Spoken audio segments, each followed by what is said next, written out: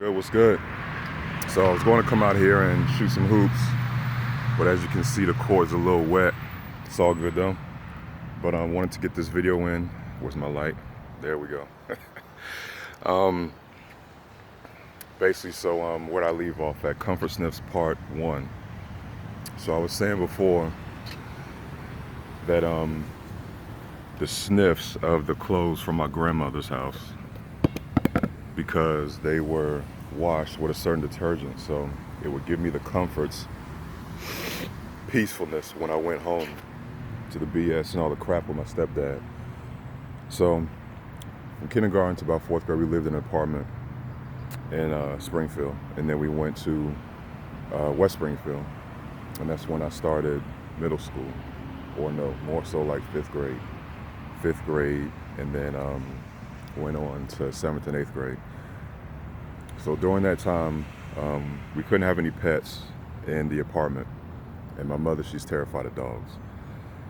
So my stepfather, rather, decided to get the dog that he always dreamed of, a Rottweiler. Only thing is, he didn't put any time or effort into training it, none of that.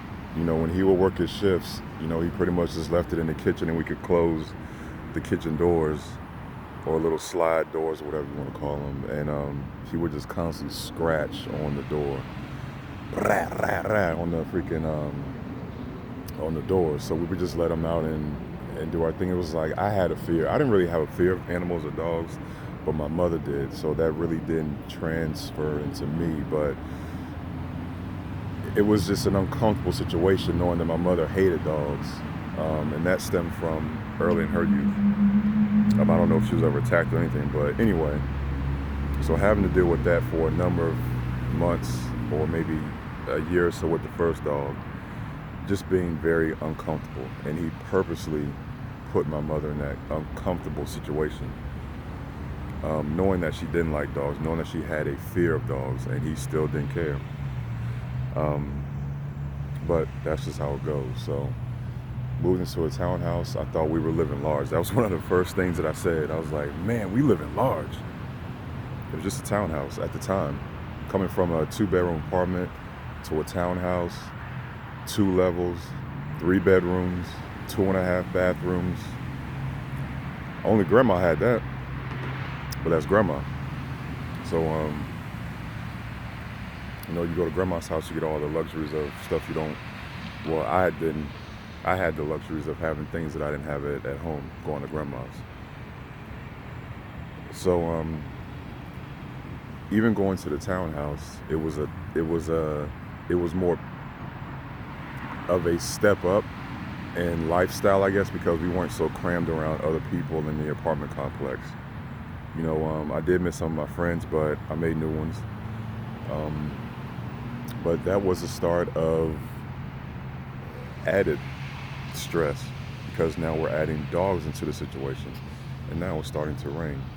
So I'm going to walk back to the vehicle and continue this story. I was coming down hard.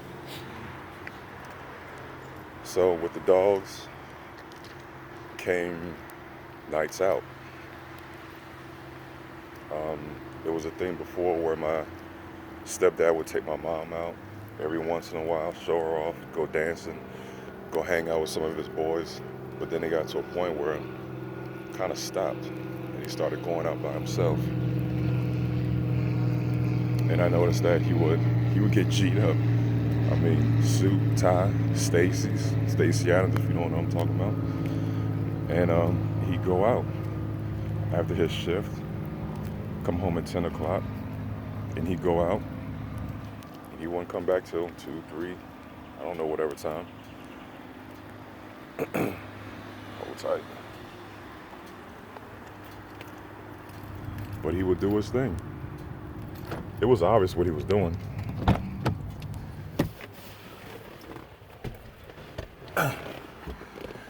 It was real obvious what he was doing. But, again, with my mother raising 2 boys, she didn't let that stop her from her goal of raising 2 boys. And raising 2 boys in a situation that is better to them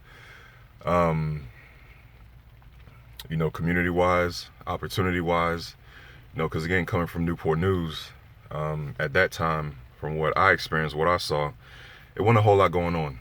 So moving us up to Northern Virginia, Springfield area, it was different. It was a different lifestyle, different pace, different opportunities. But with that, my mother had to deal with, the BS and the stress of what my stepfather gave. So again, those comfort sniffs, they came important for a long time, even until we moved from the apartment complex until the townhouse. Stepdad developed habits of going out without my mother. He got a dog, which my mother hated. She still hates dogs to this day, and that's still kind of a messed up situation that he would purposely still get a dog and really not teach it or have her comfortable around the dog. He just didn't care. He just wanted a dog because it looked cool to have a Rottweiler. He barely walked it around the block. He had it on the chain, and he would go outside, and people were like, oh, that's a nice dog, because not too many people had Rottweilers back then or in the neighborhood. So it was just a very, I guess, kind of showpiece kind of thing for him. It was always showy, flashy. He had to have, the biggest Lincoln, or the flyest leather jacket, or the flyest Stacey Adams, the flyest suit. Always the man was fly. Ain't gonna front about that. But later on that. But again, comfort sniffs, those definitely still came into play when we moved from the apartment, and having to deal with now a dog that my mother is stressed out, so I'm seeing her with additional stress, and then that's just leading me to believe, like, wow, he really don't care about none of it, none of us, because we're left here with this dog that's not trained, and my mother, she's not really knowing what to do. My little brother, he's too little to really understand what's going on. He's just being my little brother, doing what kids do. So I learned a lot from that lesson, or those lessons from that time frame of being, introduced to a dog that my mother despised being in the house because she just had a fear of dogs, and my stepfather not really caring. But again, those comfort sniffs, they did come into play.